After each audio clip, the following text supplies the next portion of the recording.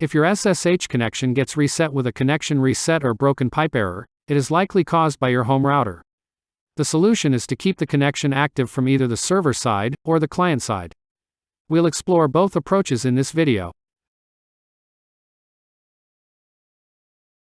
To resolve the broken pipe and connection reset errors from the SSH server, adjust the values of the client alive interval and client alive count max settings.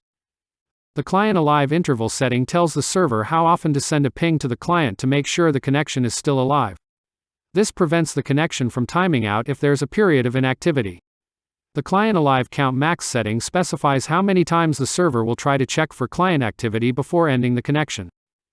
You'll find and adjust these settings in the SSHD config file, located in the etc SSH directory.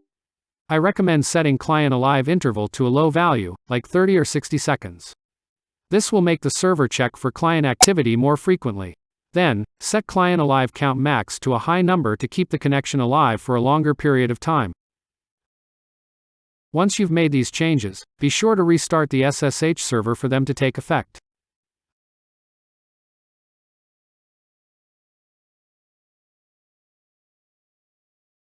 If you don't have permission to configure the SSH server, you can still resolve the issue by adjusting the server alive interval and server alive count max settings on your local computer.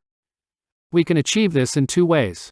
The first option involves adding server alive interval and server alive count max values directly to your SSH command using the -O option. The second option is to add the two settings to the client configuration file. If you are using a Linux desktop, the client configuration file is ssh config, located in the etc ssh directory. If you are using the Windows SSH command, you will find a folder called .ssh in your home directory. Inside the .ssh folder, create a file named config without any extension. Then, add the server alive interval and server alive count max settings to the config file.